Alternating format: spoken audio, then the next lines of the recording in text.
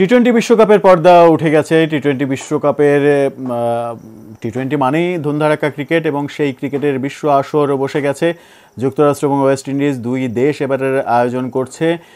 কিন্তু এই টি-20 বিশ্বকাপ যখন শুরু হলো তখন কিন্তু 2007 সালের মতো প্রথম ম্যাচেই আবারও রানের ঝনঝনানি দেখা গেল এবং সেই রানের ঝনঝনানি দেখিয়ে স্বাগতিক যুক্তরাষ্ট্র দারুণ জয় নিয়ে চিন্তার ভাঁজ ফেলে দিল ভারত এবং পাকিস্তানের কপালে।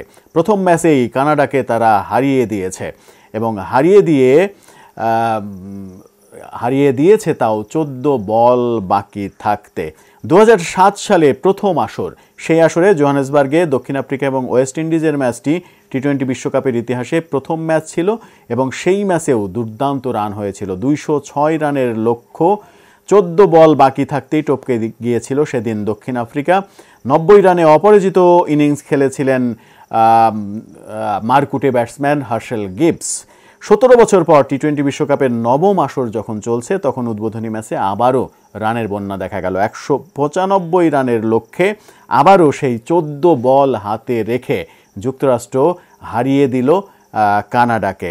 এই যখন অবস্থা তখন কিন্তু আলোচনা চলছে যুক্তরাষ্ট্র দলটাকে নিয়ে। এবারও 90 ঊর্ধ্ব ইনিংস খেলেছে যুক্তরাষ্ট্র, মানে জয়ী দলের একজন, সেই জয়ী দলের একজনের মহাপ্রলয়ের জন্যই স্বাগতিক দলের অ্যারন জোন্স তার দুর্দান্ত ব্যাটিংয়ে যুক্তরাষ্ট্র জিতেছে।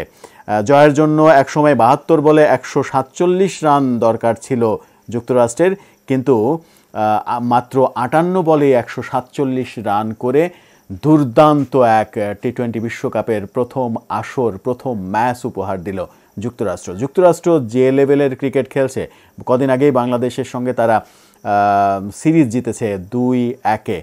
এই সিরিজ জেতার পর যুক্তরাষ্ট্রকে নিয়ে সবাই ভাবছে এবং ভাবনার ভাঁজ বোধহয় আরও বেশি করে ফেলে দিল তারা। যুক্তরাষ্ট্রের গ্রুপে ভারত পাকিস্তান রয়েছে। স্বাগতিক যুক্তরাষ্ট্র ভারত পাকিস্তানকে আবার হোঁচট দিয়ে ফেলে কিনা সেই আলোচনা চলছে, কারণ ভারত পাকিস্তানের অনেক ক্রিকেটার নিয়েই যুক্তরাষ্ট্রের দলটা গঠিত। এই যখন অবস্থা তখন যুক্তরাষ্ট্র ক্রিকেটকে শুভেচ্ছা জানাতেই হয়। বিশ্বকাপের ওপেনিং ম্যাচে রানের বন্যা দেখল বিশ্ববাসী এবং দারুণ এক সূচনা হলো বিশ্ব ক্রিকেটের। বাংলাদেশের প্রথম ম্যাচ 8 তারিখে শ্রীলঙ্কার সাথে।